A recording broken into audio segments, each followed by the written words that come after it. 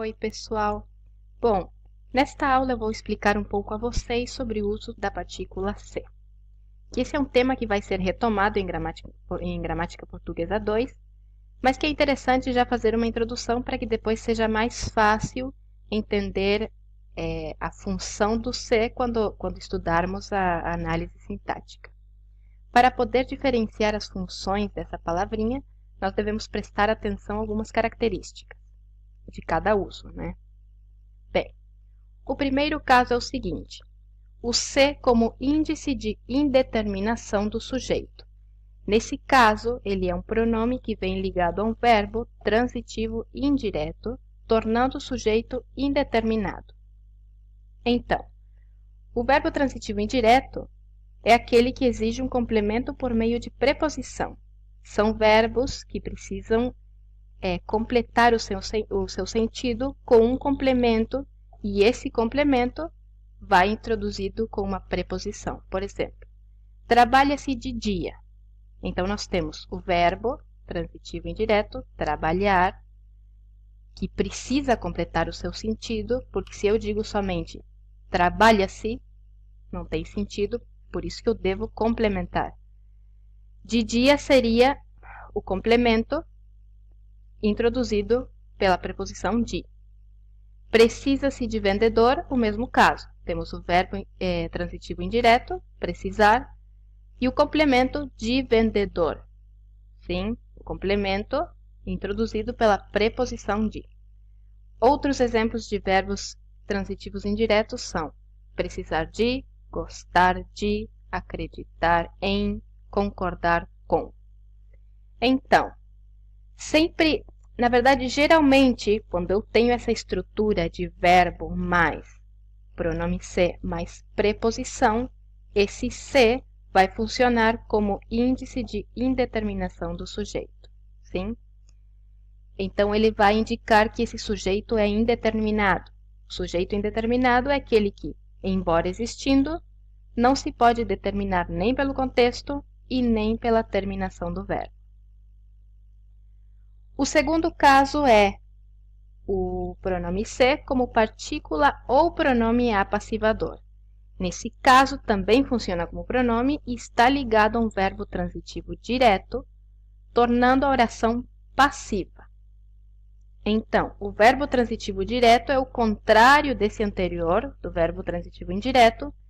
Ele precisa também de um complemento, mas não é introduzido. Esse complemento não é introduzido com uma preposição. Entendem? Bem, por exemplo, vendem-se casas ou compram-se móveis usados. Nesse caso, esse se vai junto ao verbo, mas ele vai auxiliar na construção de uma voz passiva sintética. Então, se eu inverter a oração, ficaria: casas são vendidas ou móveis usados são comprados.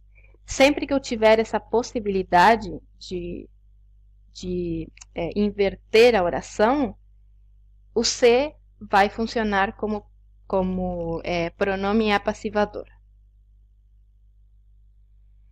Depois nós temos o se como pronome reflexivo, que equivale a si mesmo. Com o pronome reflexivo, a ação recai sobre o próprio sujeito.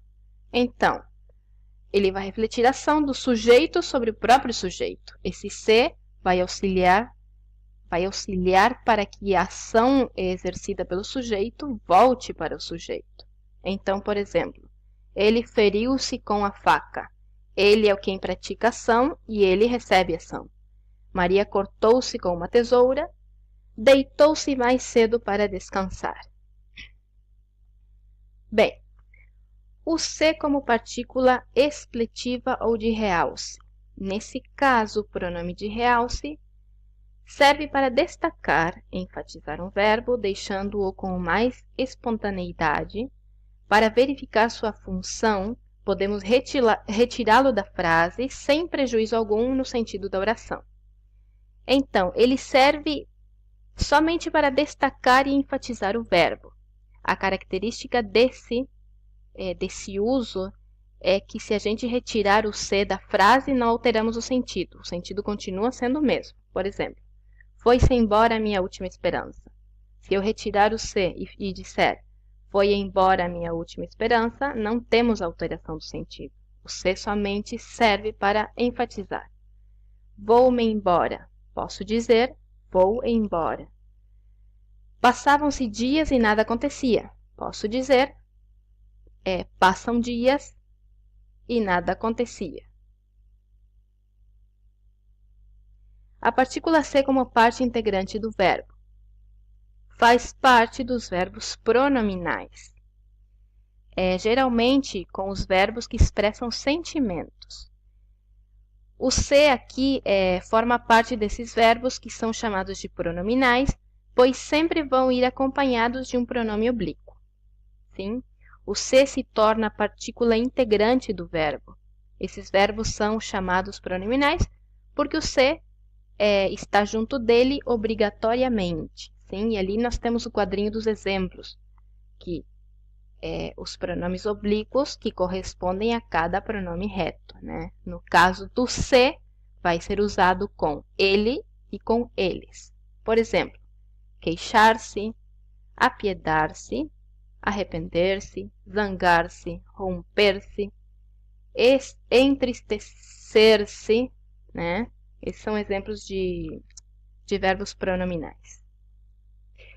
E depois nós temos o se com função de conjunção, mas essa função do se nós vamos ver mais profundamente, assim, mais detalhadamente em Gramática Portuguesa 2, porque para poder entender quando ele funciona como conjunção, nós devemos saber as características da oração subordinada substantiva. Bem, então, isso é tudo. Eu acho que foi uma explicação básica assim, para ter uma introdução do que vai ser, porque isso aqui nós vamos continuar vendo em Gramática Portuguesa 2, na análise sintática. E espero que isso tenha, pelo menos que vocês tenham uma noção do uso da partícula C. Que ela é meio complicadinha, mas se nós prestarmos atenção nas características, é fácil de diferenciar. Então, desejo uma boa semana a vocês e saibam que, como sempre, qualquer dúvida podem consultar.